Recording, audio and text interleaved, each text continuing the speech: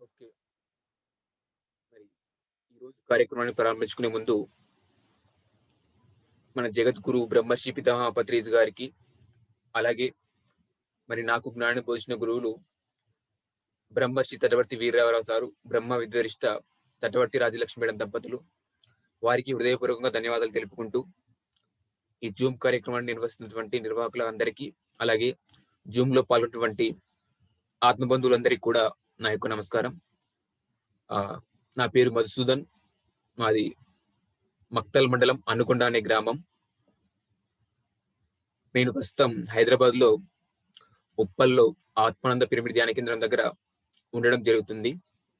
మరి నాకు ఈ ధ్యానం 2008 సంవత్సరంలో పరిచయం అవ్వడం జరిగింది. మా అన్నయ్య ద్వారా. 2009లో మొదటిసారి బ్రహ్మర్షి పత్రిజీ గారిని వనపర్తిలో నేను ఇంటర్మీడియేట్ స్కాలర్స్ కాలేజ్‌లో చదువుతున్నప్పుడు అక్కడ సహస్రార పిరమిడ్ ధ్యాన కేంద్రం ప్రారంభోత్సవం దగ్గర మొదటిసారి పత్రిజీ సార్‌ని చూడడం జరిగింది. సో అంతకుముందు ధ్యానం తెలుసు కానీ, మా అన్నయ్య ద్వారా తెలుసుకున్నా కానీ అప్పుడప్పుడు చేసేవాడిని. సో ఫస్ట్ టైమ్ సార్‌ని కలిసిన తర్వాత ధ్యానం చక్కగా చేయడం నేర్చుకున్నాను. ఆ తర్వాత నేను ఇంజినీరింగ్ కోసం హైదరాబాద్ వచ్చి అక్కడ ధ్యానం చేస్తూ, ఇంకా పత్రిజీ సార్ స్పీచెస్ అవి వింటూ హైదరాబాద్ లోకల్‌లో సార్ క్లాసెస్ అవి పాల్గొంటూ, శాకాహార ర్యాలీలో పాల్గొంటూ ఉన్నాను. సో 2016 సంవత్సరంలో మొట్టమొదటిసారిగా తటవర్తి రాజలక్ష్మి మేడం గారిది 3 రోజుల మౌనధ్యానం క్లాస్ అటెండ్ అయ్యాను. సో ఆ క్లాస్ కంటే ముందు 2015లో కూకట్పల్లి లక్ష్మీ మేడం గారు 41 రోజులు శాకాహార ర్యాలీలు హైదరాబాద్ అంతా చేయడం జరిగింది. ఆఖరి రోజు మరి సార్ ఆ ప్రోగ్రామ్ వచ్చి ఆఖరి రోజు ఆ కార్యక్రమం గురించి మాట్లాడడం జరిగింది. సో అక్కడ మరి అందులో నేను కూడా కొద్దిగా మాట్లాడాను సార్ రావడానికి ముందు. సో అందులో పాల్గొన్న వాళ్ళు మాట్లాడమని చెప్పినందుకు. సో అక్కడ సారు ఆ పాల్గొన్న వాళ్ళందరూ మాట్లాడుతుంటే చూస్తూ గమనిస్తూ ఉన్నాడు. గమనించి మైక్ తీసుకొని మాట్లాడాడు సారు. ఏం చెప్పారంటే, unless you become a master you should not speak. నువ్వు ఒక మాస్టర్‌గా అయ్యేంత వరకు నువ్వు మాట్లాడకూడదు అని. ఒక బుద్ధుడిగా అయ్యేంత వరకు నువ్వు మాస్టర్‌గా అంటే ఒక బుద్ధుడిగా అయ్యేంత వరకు, ఒక మాస్టర్‌గా అయ్యేంత వరకు నువ్వు మాట్లాడకూడదు అని. సో అంటే నాకేముంది ఫీలింగ్ ఉందంటే, అప్పటి వరకు నేను ధ్యానం చేస్తున్నా, మరి ఎంతోమందికి మా ఫ్రెండ్స్ అందరికి ధ్యానం చెప్తున్నా కానీ, వాళ్ళెవరు మరి ధ్యానం వినట్లేదు, మరి చెప్పిన మాట వినట్లేదని ఒక ఫీలింగ్ ఉండేది. సో సార్ అప్పుడు చెప్పారు ఏందంటే, మనం ఒక మాస్టర్‌గా అయిన తర్వాత మనం చెప్తే, ఒక బుద్ధుడిగా అయిన తర్వాత చెప్తే మన నోట్లో అన్ని బుద్ధి ఉన్న మాటలే వస్తాయి. మనం ఒక మాస్టర్‌గా కాకుండా, ఒక బుద్ధుడిగా కాకముందు మనం మాట్లాడితే, మన నోట్లోంచి అన్ని బుద్ధి లేని మాటలే వస్తాయి. బుద్ధి లేని మాటలు మాట్లాడితే ఎవరు వినరు అని సార్ చెప్పడం జరిగింది. అలాగే మరి ఇన్ని రోజుల నుంచి ధ్యానం చేస్తున్నాం. మనం ఇంకా మాస్టర్‌లం కాలేదా? మనం ఇంకా బుద్ధులం కాలేదా? అని లోపల అనుకున్నాను. సో అప్పుడు సార్ వెంటనే అన్నాడు ఏందంటే, మరి రోజు గంట సేపు అలా ధ్యానం చేస్తున్నాను. మరి ఇన్ని రోజుల నుంచి ధ్యానం చేస్తున్నాను. మనం ఇంకా బుద్ధులం కాలేదా అని అనుకుంటే, అక్కడ సార్ ఏం చెప్పారంటే, గంట సేపు ధ్యానం చేస్తే ఎవరు బుద్ధుడు కారు.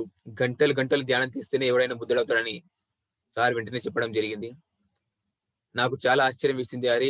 మనం మనసులో అనుకుంటే మరి సారు బయటికి ఎలా చెప్పగలుగుతున్నాడో, ఆయన ఎలా తెలుసుకోగలుగుతున్నాడో నాకు చాలా ఆశ్చర్యం వేసింది. తర్వాత తెలిసింది సార్‌కి ఏందంటే, మన మనసులో ఏదనుకున్నా తెలుసుకునే శక్తి ఆయనకు ఉందనే విషయం. మరి అలా తర్వాత 2016 సంవత్సరంలో తటవర్తి రాజ్యలక్ష్మి మేడం గారిది 3 రోజుల మౌన ధ్యానం క్లాస్ అటెండ్ అయ్యి, ఆ క్లాస్ ద్వారా మరి ఈ ధ్యానం గురించి, జ్ఞానం గురించి ఎన్నో విషయాలు తెలుసుకోవడం జరిగింది. మరి నేను తెలుసుకున్న విషయాల్లో ఈరోజు కొద్దిగా మీతో పంచుకుంటాను. అక్కడ first time madam class attend అయినప్పుడు మరి మేడం చెప్పడం జరిగింది ఏంటంటే, ధ్యానం అనుభవాల కోసం కాదు, ధ్యానం ఆత్మజ్ఞానం కోసం అని.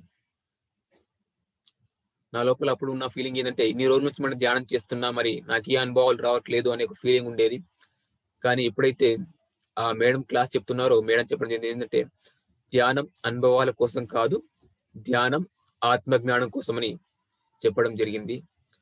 మరి అప్పుడు ఇంకా ఏం చెప్పారంటే, ఒకవేళ అనుభవాలు వచ్చినా రాకపోయినా ఏం బాధపడాల్సిన అవసరం లేదు. మనం మన జీవితంలో మార్పు వచ్చిందా లేదా? ధ్యానం చేయడానికి ముందు, ధ్యానం చేసిన తర్వాత మన జీవితంలో ఏదైనా మార్పు వచ్చిందా లేదా అది గమనించుకోండని చెప్పడం జరిగింది. సో, అట్లా ఇంకా ఎన్నో విషయాలు తెలుసుకోవడం జరిగింది. మరి ముఖ్యంగా ఈరోజు ఏం తెలుసుకుందామంటే, ధ్యానానికి కావలసినవి అనే అంశం గురించి మనం తెలుసుకుందాం. అంటే ధ్యానం చేయడానికి మనకేమేం కావాలి? ఒక సాధకుడికి ఈ సాధన చేయాలంటే ఏం కావాలనే విషయాల గురించి మనం తెలుసుకుందాం. మొట్టమొదటిగా ఏం కావాలంటే ధ్యానానికి కావాల్సినవి ఏమిటంటే నమ్మకం. మొట్టమొదటిగా ఏందంటే మనకు నమ్మకం అనేది ఉండాలి. అంటే దీని మీద అంటే మనం చేసే ధ్యానం మీద మనకు నమ్మకం ఉండాలి. మనం చేసే ధ్యానం ఏందంటే ప్రస్తుతం మనం చేస్తున్నటువంటి బ్రహ్మర్షి పత్రిజీ బోధించినటువంటి శ్వాస మీద ధ్యాస ధ్యానం మనం చేస్తున్నాం. మరి ఎందుకు శ్వాస మీద ధ్యాసే కరెక్ట్? మరి మిగతా చాలా ధ్యానాలు చేస్తున్నారు. మరి ఎందుకు ఈ ధ్యానమే కరెక్ట్ అనేది మనం గమనిస్తే మనకు అర్థమవుతుంది. ఏంటంటే ఎందుకు శ్వాస మీద ధ్యాస కరెక్ట్ అంటే ముందు ధ్యానం అంటే ఏమిటో తెలుసుకుంటే ఎందుకు శ్వాస మీద ధ్యాస పెట్టాలనేది అర్థమవుతుంది. మరి ధ్యానం అంటే ఏమిటంటే దీనికి నిర్వచనం యోగ శాస్త్ర పితామహుడైనటువంటి పతంజలి మహర్షి చెప్పారు. యోగ శాస్త్ర పితామహుడైనటువంటి పతంజలి మహర్షి ఏం చెప్పారంటే యోగః చిత్తవృత్తి నిరోధః అని చెప్పారు. యోగం అంటే చిత్తవృత్తులను నిరోధించుకోవడం అని. చిత్తము అంటే మనస్సు, వృత్తి అంటే పని. చిత్తవృత్తులను నిరోధించుకోవడం అంటే మనసు చేసే పనిని నిరోధించడమే అని. మనసుకి చేసే పనిని నిలిపివేయడమే యోగమని, ధ్యానమని చెప్పడం జరిగింది. మరి ఆయన ఇంకా ఏం చెప్పారంటే నిర్విషయ మనః ధ్యానం అని చెప్పారు. ధ్యానం అంటే మనసు లోపల ఎటువంటి విషయాలు లేకుండా చేసుకోవడమే ధ్యానమని, అలా ధ్యానానికి ఆయన నిర్వచనం ఇవ్వడం జరిగింది. మరి ఆయన ఇచ్చిన నిర్వచనం ప్రకారం మరి ధ్యానానికి అంటే ఏంటంటే మనసు పనిచేయని స్థితినే ధ్యానం అని అంటాం. మనసు పనిచేయని స్థితినే ధ్యాన స్థితి అని అంటాం. అంటే మనసులో ఎటువంటి ఆలోచన లేని స్థితిని. మరి పత్రి గారు అందుకు ముఖ్యంగా ఏం చెప్తారంటే శ్వాస మీద ధ్యాస పెట్టడం ద్వారా మనస్సును ఆలోచన లేని స్థితికి అంటే ధ్యాన స్థితికి తీసుకువెళ్ళవచ్చని అందుకు ముఖ్యంగా శ్వాస మీద ధ్యాస పెట్టడం జరుగుతుంది. ఎందుకంటే మన మనసు అనేది కంటికేమి కనిపించదు. కానీ మన ఆలోచనల యొక్క సమూహం, మన ఆలోచనలు, మన అనుభూతులు, మన ఫీలింగ్స్, మన ఆలోచనలు వీటినే మనస్సు అని అంటాం. మనసు అంటే ఇది భౌతిక భాగం ఏమీ కాదు. మన మనస్సు కంటికి కనిపించదు కానీ మన ఫీలింగ్స్, మన అనుభూతుల ద్వారా అలాగే మన ఆలోచనల ద్వారా మనస్సు ఉందని మనం చెప్పగలుగుతాం. మరి అటువంటి మనస్సుకు ఆలోచనలు స్థితులు అంటే పనిచేసే స్థితికి తీసుకెళ్ళాలంటే అందుకు మనం శ్వాస మీద ధ్యాస పెడుతున్నాం. ఎందుకంటే మనస్సుకు, శ్వాసకు మధ్య ఒక కనెక్షన్ ఉంది. ఎలా అంటే చూడండి మనం కోపంగా ఉన్నప్పుడు మన మనసు కోపంగా ఉన్నప్పుడు మన శ్వాస వేగంగా జరుగుతుంది.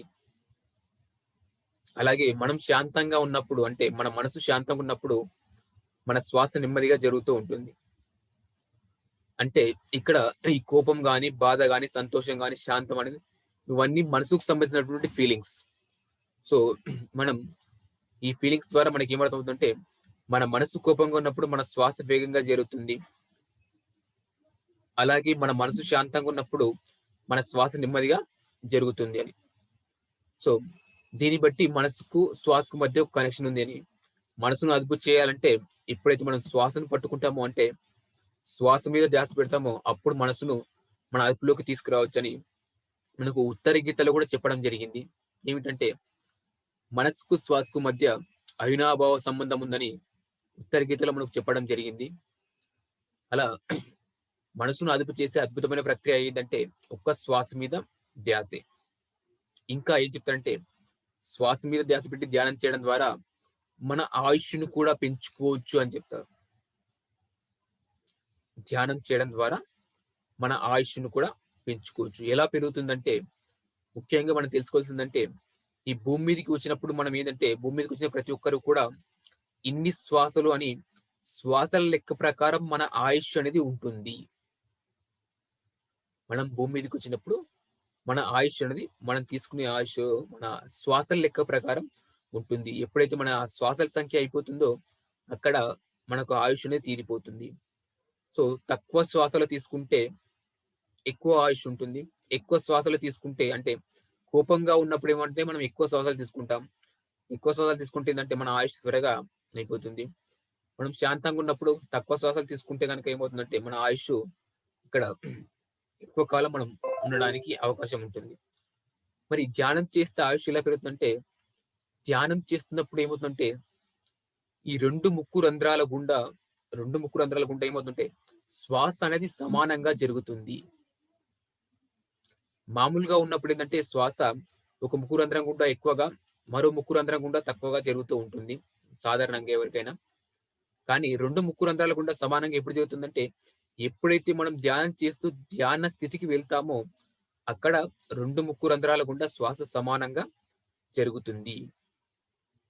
ఇది నేను గాయత్రి పరివార్ వాళ్ళది తెలిసి పీల్చుకో తెలివి తెచ్చుకో అని ఒక చిన్న పాకెట్ బుక్‌లో నేను చదివాను.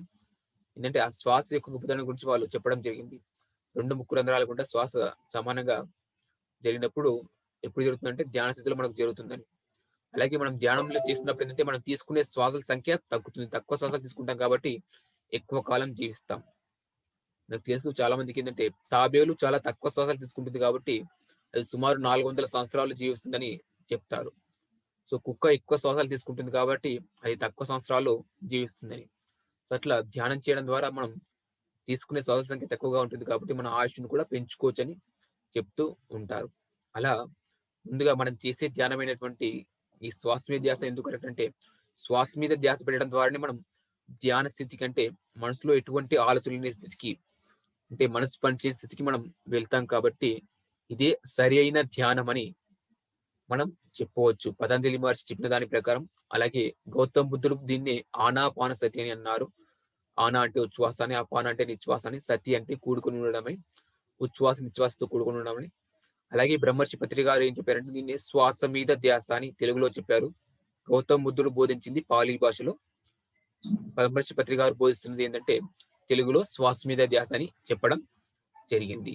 అలా మనం ధ్యానం అంటే శ్వాస మీద ధ్యాసే కానీ మనం మాటలు వినుకుంటూ కూర్చుంటే అక్కడ ఆ మాటలు వినేది మన మనస్సు కాబట్టి ఎప్పుడైతే ఆ మాటలు వింటూ ఉందో ఆ మనసు పని చేస్తుంటుంది. మనం వినేది ఆ మనసు ద్వారా వింటూ ఉంటాం ఆ విషయాల్ని.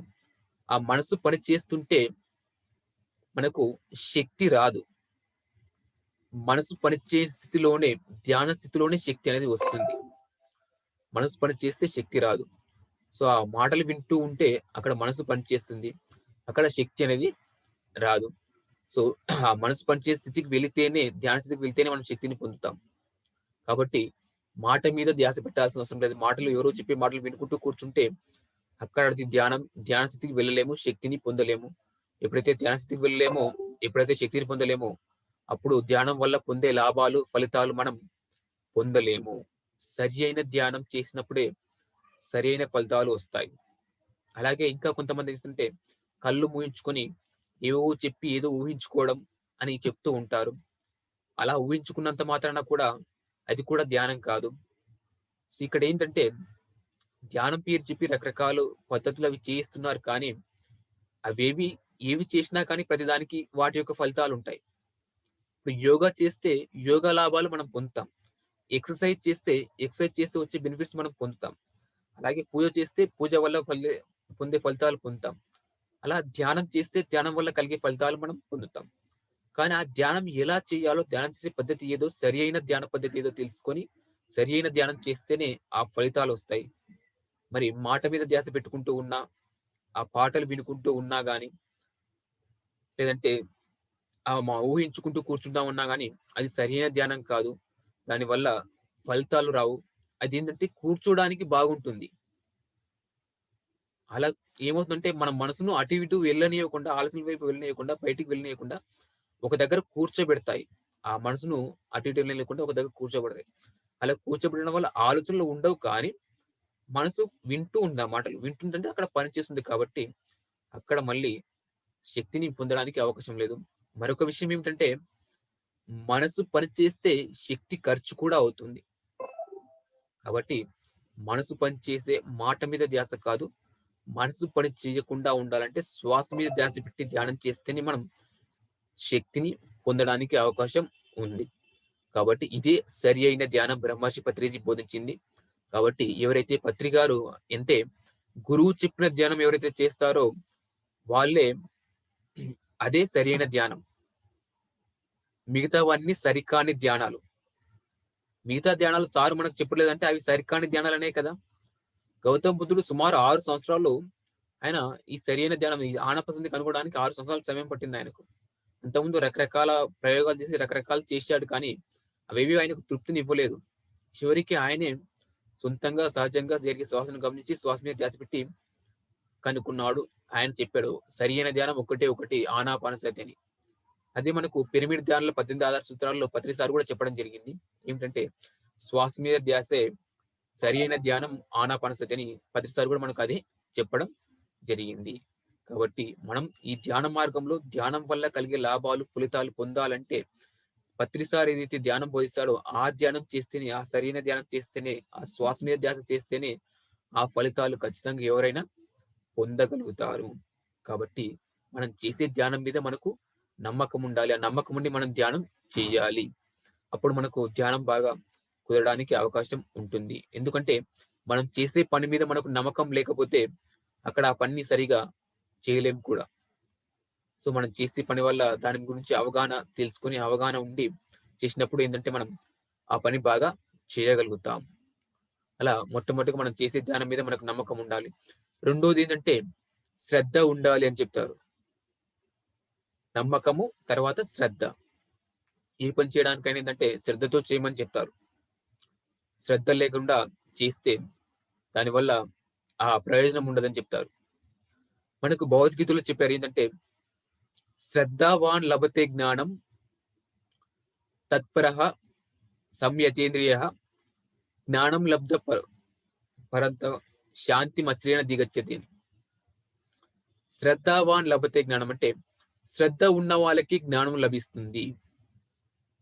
శ్రద్ధ ఉన్న వాళ్ళకే జ్ఞానం లభిస్తుంది. ప్రతిసారి ఏం చెప్తారంటే నీకు దేని పట్ల శ్రద్ధ ఉంటే అలాంటి జ్ఞానం లభిస్తుందని ప్రతిసారి మనకు చెప్తారు. నీకు సంగీతం పట్ల శ్రద్ధ ఉంటే నీకు సంగీతానికి సంబంధించినటువంటి జ్ఞానం వస్తుంది.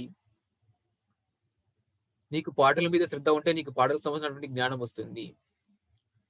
నీకు ధ్యానం మీద శ్రద్ధ ఉంటే నీకు ధ్యానానికి సంబంధించినటువంటి జ్ఞానం నీకు వస్తుంది.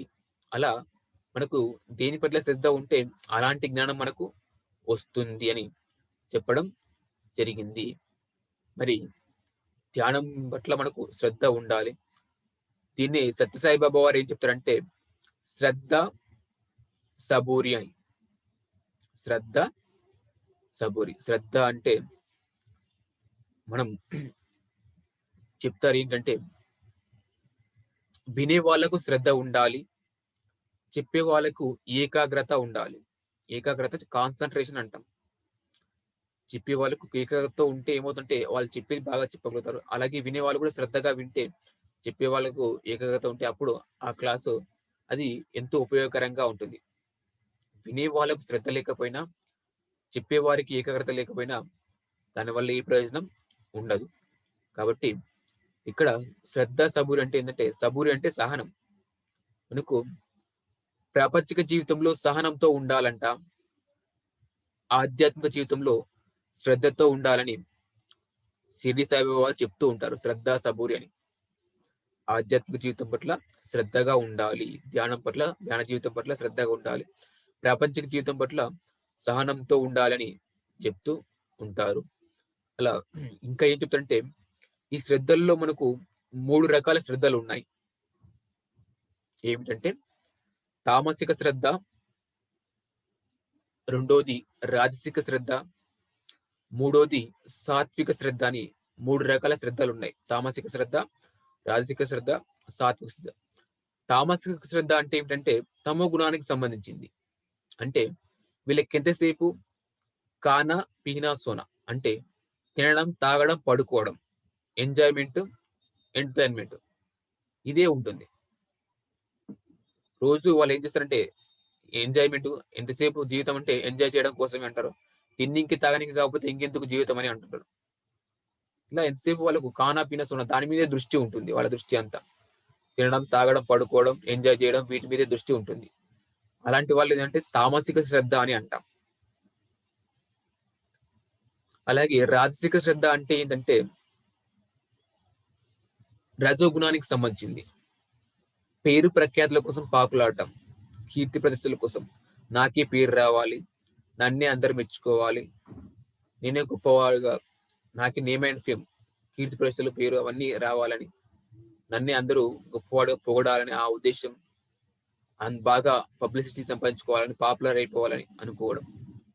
ఇలా ఎవరైతే అనుకుంటారో వాళ్ళకు రాజసిక శ్రద్ధ ఉన్నట్లు. ఇప్పుడు సెలబ్రిటీస్ సినిమా వాళ్ళుంటారు. సినిమా వాళ్ళేంటంటే వాళ్ళు పబ్లిసిటీ కోసం, కీర్తి ప్రతిష్టల కోసం దానికోసం ఎంతో చూస్తుంటారు. అలాగే పొలిటీషియన్స్ రాజకీయ నాయకులున్నారు. బాగా పేరు ప్రఖ్యాతుల కోసం, కీర్తి ప్రతిష్టల కోసం, పదవుల కోసం వాళ్ళు పాకులాడుతూ ఉంటారు. వీళ్ళెవరంటే రాజసిక శ్రద్ధ ఉన్నవాళ్ళు. రజోగుణానికి సంబంధించింది. అలాగే సాత్విక శ్రద్ధ. మూడోదేంటంటే సాత్విక శ్రద్ధ. సాత్విక శ్రద్ధ అంటే ఏంటంటే సాత్వికంగా ఉండడం. సత్వగుణానికి సంబంధించింది. అందరూ బాగుండాలి. అందరూ ఆరోగ్యంగా ఉండాలి. అందరూ ఆనందంగా ఉండాలి. అందరూ మనశ్శాంతిగా జీవించాలి. సర్వే జన సుఖినో భవంతు. ఇలాంటి భావంతో ఉండేవాళ్ళు ఎవరంటే సాత్విక శ్రద్ధ ఉన్నవాళ్ళు. సాత్విక భావం ఉన్నవాళ్ళు. అందరూ బాగుండాలనే ఉద్దేశ్యం. అందరూ సుఖంగా ఉండాలి. సర్వే జన సుఖినో భవంతు. ఇలాంటి శ్రద్ధ ఉన్న వాళ్ళు ఏంటంటే సాత్విక శ్రద్ధ అంటారు.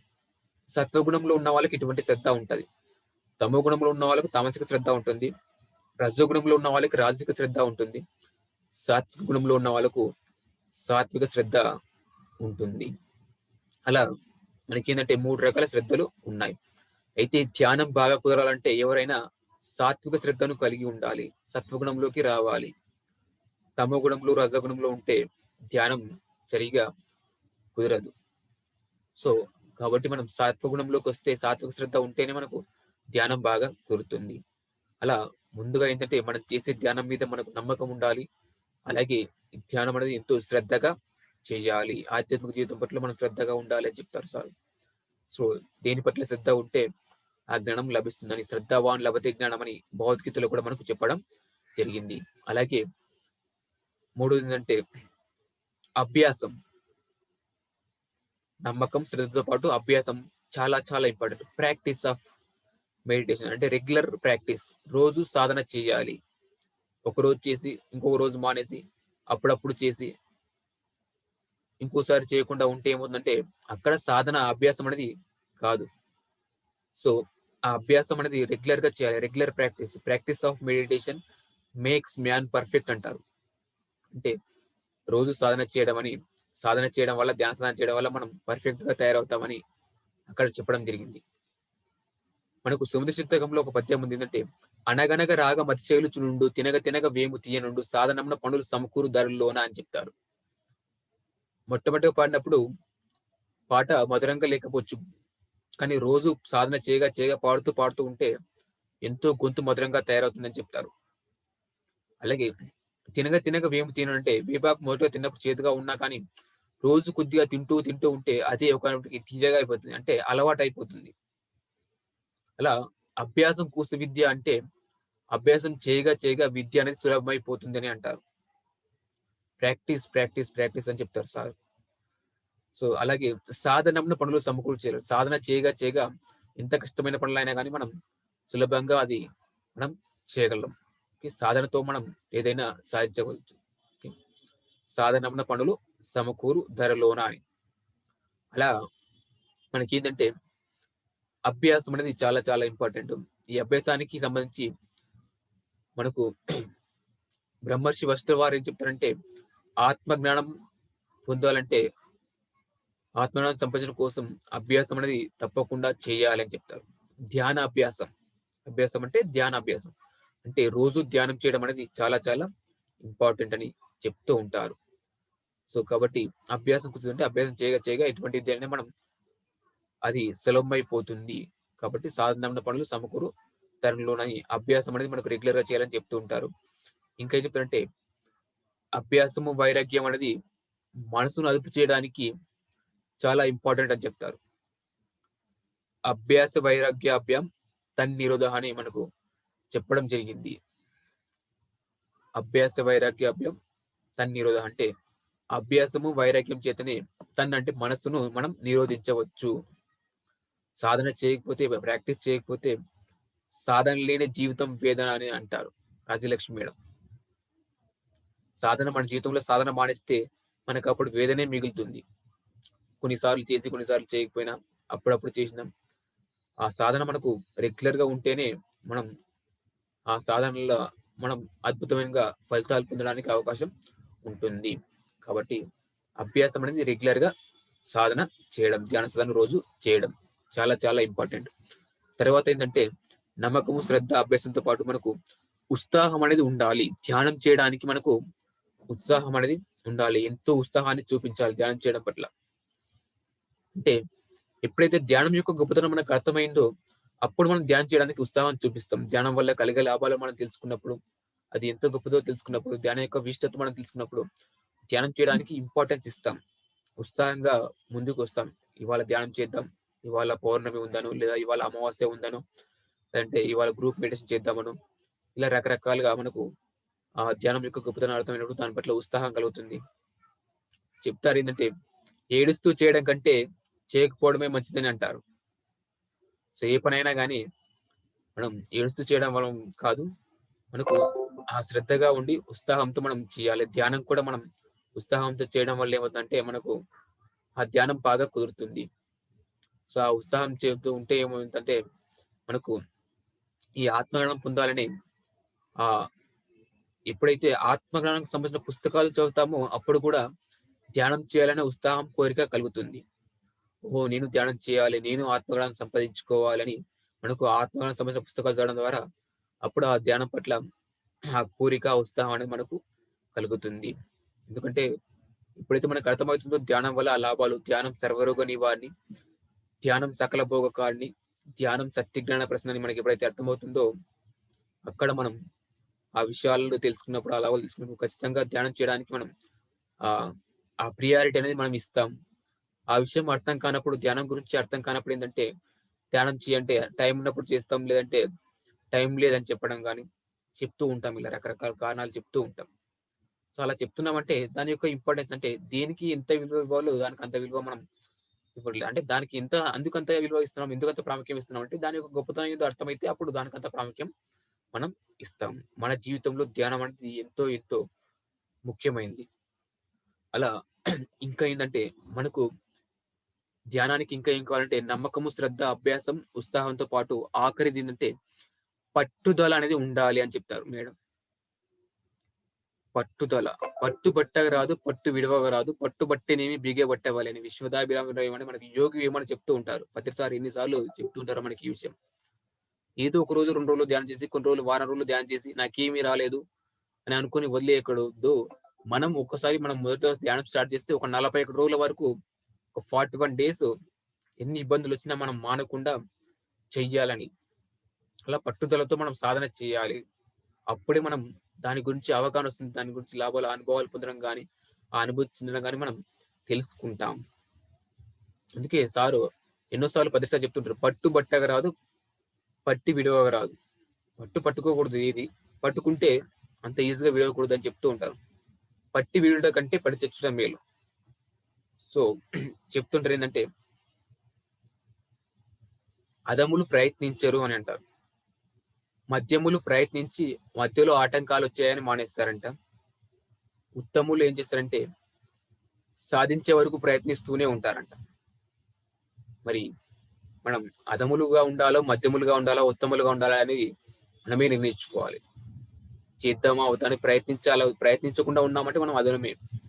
ప్రయత్నించి మధ్యలో ఆటంకాలొచ్చాయి ఇంకా అని మానేస్తే అది మధ్యములమవుతాం. ఎన్ని ఆటంకాలొచ్చినా మనం ఒక 40 రోజులు గాని అలా పెట్టుకొని అలా కూర్చొని సాధన చేస్తే, పట్టుదలతో చేస్తే అక్కడ మనం సాధిస్తే ఉత్తములమవుతాం. ఎన్ని ఆటంకాలొచ్చినా మనం దాన్ని సాధిస్తే. ఓకే. ప్రయత్నించని వాళ్ళు అధములు. ఆపేవాళ్ళు మధ్యములు. సాధించే వరకు ప్రయత్నించే వాళ్ళు ఎవరంటే ఉత్తములు అని అంటాం. కాబట్టి పట్టుదల అనేది మనకు చాలా చాలా ఇంపార్టెంట్. సో, ఎంత పట్టుదలతో మనం చేస్తే దానిలో అంత ఫలితాలు మనం పొందడానికి అవకాశం ఉంది. ఇవి మనకు ధ్యానానికి కావాలి ముఖ్యంగా. ఈ 5 ధ్యానానికి ఉంటే ఎప్పుడైతే ఈ 5తో మనం ధ్యానం చేస్తామో అప్పుడు అద్భుతమైన ఫలితాలు మనం పొందుతాము. ఇంకా ఆరోగ్యం బాగుంటుంది. ఆనందాన్ని పొందుతాం. మనశ్శాంతిని పొందుతాం. ఆత్మజ్ఞానాన్ని కూడా మనం పొందుతాము. మనకు ధ్యానం బాగోడానికి కూడా ఇవన్నీ ఎంతో ఉపయోగపడతాయి. ధ్యానం పట్ల నమ్మకం ఉండాలి. ఎంతో శ్రద్ధగా ధ్యానం చేయాలి. అలాగే ఈ ధ్యానం రెగ్యులర్‌గా చేయాలి అభ్యాసం. రోజు ధ్యాన సాధన చేయాలి. తర్వాత ఏంటంటే ఆహ్, పట్టుదలతో చేయాలి. అలాగే ఉత్సాహంగా చేయాలి. కాబట్టి ఇవి చాలా చాలా ఇంపార్టెంట్. ఇవి మనం ఈరోజు తెలుసుకునే టాపిక్. ధ్యానానికి కావాల్సినవి. ఏమేం కావాలి? ఏం చేయాలనేది. ఇవి 5 ముఖ్యమైన పాయింట్లు. ఇవి మనం దృష్టిలో ఉంచుకొని వినడం మాత్రమే కాదు, ఇవి మనం ఆచరణలో పెట్టుకోవాలి. విన్నంత మాత్రాన ఏమి రాదు. విని వీటిని ఆచరణలో పెట్టుకునే ప్రయత్నం చేస్తేనే, ఆచరిస్తేనే ఫలితాలు పొందుతాం. కటవర్తి రాజలక్ష్మి గారు చెప్తుంటారు ఏందంటే ఆహ్, తెలిసినప్పుడే, తెలుసుకున్నప్పుడే ఆచరించాలి. ఆచరణలో పెట్టాలి. శోధించి సాధించాలి అని చెప్తారు. తెలిసినప్పుడే, తెలుసుకున్నప్పుడే ఆచరించాలి. ఆచరణలో పెట్టాలి. శోధించి సాధించాలి. ఓకే. సో, ఇంకొక చిన్న విషయం ఏంటంటే, అభ్యాసం ఎందుకు ఇంపార్టెంట్ అంటే, ఒక చిన్న ఉదాహరణ చెప్తాను. ఒకసారి ఒక ఊర్లో ఒక స్వామీజీ అని ఒక ఆమె ఏం చేసిందంటే, వాళ్ళ ఇంటికి ఉపన్యాసానికి ఆహ్వానిస్తుంది. ఆ గురువుగారు ఒకరోజు వాళ్ళ ఇంటికి ఉపన్యాసానికి వెళ్ళడానికి ఆయన అనుమతిస్తారు. అప్పుడు ఏం చేస్తుందంటే, గురువుగారు వస్తారు కదా అని చెప్పేసి, ఆ గురువుగారికి తినడానికి ఏదైనా చేయాలని చెప్పేసి, ఆ ఇంటావిడ ఆ గురు శిష్యులకు ఫోను చేసి చెప్తుంది ఏందంటే, మరి రేపు గురువుగారు మా ఇంటికి భోజనానికి వస్తారు కదా! ఉపన్యాసానికి వస్తారు కదా! ఆయన తినడానికి ఏదైనా భోజనం చేస్తామని అనుకుంటున్నాము. మరి ఆయన ఏం తింటారని అడుగుతుంది. అప్పుడు వాళ్ళ శిష్యులు చెప్తుంటారు. గురువుగారు అన్నీ తింటారు కానీ, కాకరకాయ అని అనగానే ఫోను సిగ్నల్ ప్రాబ్లమ్ వచ్చి కట్ అవుతుంది. సో, ఆమె అనుకున్నది అబ్బా! గురువుగారు అన్నీ తింటారు. అందులోను కాకరకాయ అంటే మరీ ఇష్టమేమో అనుకోని అన్ని రకాల కాకరకాయ వెరైటీస్ చేస్తుంది. కాకరకాయ కూర, కాకరకాయ పులుసు, కాకరకాయ వేపుడు, కాకరకాయ ఫ్రై ఇలాంటివి కాకరకాయ వెరైటీస్ చేస్తుంది. చేసి ఆ గురువుగారు వచ్చిన తర్వాత ఆ ఉపన్యాసం ఇస్తారు. ఉపన్యాసం అయిన తర్వాత గురువుగారు భోజనం చేయండి అని చెప్పేసి ఆ గురువుగారిని ఆ డైనింగ్ టేబుల్ దగ్గరికి తీసుకెళ్తే అక్కడ గురువుగారి దగ్గర ఓపెన్ చేసి చూస్తే అన్ని కాకరకాయ వెరైటీసే ఉంటాయి. ఆ గురువుగారికి ఏంటంటే అన్నీ ఇష్టమే కానీ కాకరకాయ అంటే ఇష్టం ఉండదు. ఈమేమో ఆ ఫోన్‌లో సిగ్నల్ కట్ అవ్వడం వల్ల అదే ఇష్టం అనుకుని అవి కాకరకాయ వెరైటీస్ చేస్తుంటది. కానీ అటువంటి గురువులు అలా ఎళ్ళినప్పుడు ఏంటంటే, సో, ఆమె ఇబ్బంది పడకూడదు. మరి ఎంతో ప్రేమగా చేసిందని చెప్పేసి కొద్దిగా కాకరకాయ కర్రీ యేసుకొని అడ్జస్ట్ అయ్యి తిని వెళ్తారు. అలా వెళ్ళినప్పుడు ఏంటంటే మరుసటి రోజు ఆ గురువుగారికి ఇంకో ఊర్లో ఇంకొక ఇంట్లో క్లాస్ ఉంటుంది. అప్పుడు ఏమవుతుందంటే, ఆ ఇంటావిడ ఈమెకు ఫోను చేస్తుంది. నిన్న గురువుగారు మీ ఇంటికొచ్చి క్లాస్ చెప్పారు గదా! భోజనం చేశారు గదా! ఆయన ఏం తిన్నారు? ఆయనకి ఏమి ఇష్టపడ్డారంటే ఈమె చెప్తుంది. అబ్బా! గురువుగారు కాకరకాయ కర్రీ అంటే చాలా ఇష్టం. ఆయన బాగా తిన్నాడని ఈమె చెప్పేస్తుంది. అప్పుడు ఆవిడ ఓహో! గురువుగారు మంచిగా తిన్నారు. అయితే ఆయన నీకు మంచిగా అప్రిషియేట్ చేసుంటారు. మంచి పేరొచ్చుంటది నీకు. నీకే కాదు నాకు గూడా మంచి పేరు రావాలి. మరి ఆయన కాకరకాయ కర్రీ అంటే నేను కూడా కాకరకాయ వెరైటీసే చేస్తా అని చెప్పేసి ఈమె అన్ని కాకరకాయ వెరైటీసే చేస్తుంది. అలా రెండో రోజు ఉపన్యాసానికెళ్ళినప్పుడు ఏమవుతుందంటే, అక్కడ ఉపన్యాసం అయిపోయిన తర్వాత మళ్ళీ భోజనం దగ్గరికెళ్తే మళ్ళీ కాకరకాయ కర్రీయే ఉంటుంది. ఆ ఉపన్యాసం అయిన తర్వాత మళ్ళీ గురువుగారు ఏం చేస్తారంటే, మళ్ళీ ఏం చెప్పలేక సరే అని చెప్పేసి అక్కడ కూడా కాకరకాయ తినేసి అలా వెళ్తుంటారు.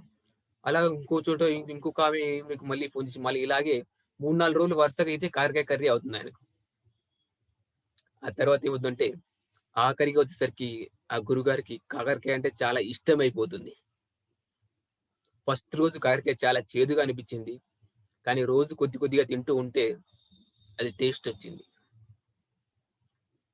ధ్యానం కూడా మొట్టమొదటిసారిగా మొదట్లో స్టార్ట్ చేసినప్పుడు కష్టంగానే ఉంటుంది కూర్చోడానికి. కూర్చోబుద్ధి కాదు. మనసెప్పుడు కళ్ళు తెరుద్దామా అని అనిపిస్తుంది. ఇంకా టైం అవుతలేదా అనిపిస్తుంది. ఇంకా ఓకే చెప్తలేరేంది అని అనిపిస్తది. కానీ రోజు ప్రాక్టీస్ చేస్తూ, చేస్తూ పోతుంటే, రోజు ధ్యానం చేస్తూ, చేస్తుంటే ఏదో ఒక రోజు దాని యొక్క టేస్ట్ ఏంటో అర్థమైనప్పుడు వదలమన్నా వదలకుండా పట్టుకుంటాం. అంత అద్భుతంగా ఉంటుంది. దాని యొక్క టేస్ట్ తెలిస్తే, ధ్యానం యొక్క టేస్ట్ తెలిస్తే. మరిప్పుడు ఈ మాస్టర్స్ ఇంతమంది దాదాపు ఒక 28, 38 మంది మాస్టర్స్ ఉన్నారు ఈ జూమ్‌లో. వీళ్ళందరూ ఎందుకు ఈ టైంలో ఏదో టీవీ సీరియల్లో, సినిమాలో చూసుకుంటూ కూర్చోవచ్చు గదా! ధ్యానం క్లాస్ ఎందుకు వింటున్నారు? ఈ ధ్యానం ఎందుకు చేస్తున్నారిక్కడ? అంటే దీని యొక్క టేస్ట్ ఏందో వాళ్ళకి తెలిసింది కాబట్టి, దీని యొక్క గొప్పతనం ఏంటో అర్థమైంది కాబట్టి, ఆ టేస్ట్‌ను ఆస్వాదించడం కోసం దాని యొక్క గొప్పతనం తెలుసు కాబట్టి, వీళ్ళు ఇందులో పాల్గొని ఈ అభ్యాసం చేయడం అనేది చేస్తూ ఉన్నారు. అలా ఏందంటే, అభ్యాసం చేస్తూ చేస్తూ పోతుంటే ఎటువంటిదైనా గానీ మనకు అంటారేంటంటే, "పడగా పడగా కష్టం కూడా సుఖమైపోతుందంటారు." కష్టపడడం అలవాటైన వాడు ఎంత కష్టమైనా పడి దాన్ని సుఖాన్నిగా అనుభవిస్తాడు. సో, కష్టపడడానికి ఇష్టపడతాడు. మనం బద్ధకంగా ఉన్నామంటే, మన ఆహారంలో ఏదైనా లోపం ఉందా? తమోగుణానికి సంబంధించిన ఆహారం ఏమైనా తింటున్నామా అనేది మనం చెక్ చేసుకోవాలి. కాబట్టి, ఈ విషయాలు మనం గమనించుకొని, దృష్టిలో ఉంచుకొని, ఆచరణలో పెడితే అద్భుతమైన ఫలితాలు పొందుతాం. ధ్యానం వల్ల ఏవైతే లాభాలు మనకు ప్రతిసారి చెప్తున్నాడో అవన్నీ చాలా అద్భుతంగా మనం పొంది అద్భుతమైన ఈ ఫలితాలు మనకు పొందడానికి అవకాశం ఉంటుంది. కాబట్టి మరి ఈరోజు ఈ అద్భుతమైన అవకాశాన్ని కల్పినటువంటి మనందరి గురువైనటువంటి బ్రహ్మర్షి పత్రిజీ గారికి, మరి నేను ఈరోజు ఈ క్లాస్ చెప్పడానికి ముఖ్యంగా నన్ను తయారు చేసినటువంటి నా గురువులు తటవర్తి రాజ్యలక్ష్మి మేడం, రాఘవర సార్ దంపతులు వారికి కూడా ధన్యవాదాలు తెలుపుకుంటూ, ఈ జూమ్‌లో అవకాశం ఇచ్చినటువంటి శివరాములు గారికి, మిగతా ఆర్గనైజర్స్‌కి, అలాగే పాల్గొన్నటువంటి ఆత్మబంధువులందరికీ కూడా మరొకసారి ధన్యవాదాలు తెలుపుకుంటూ thank you. Thank you. Thank you very much.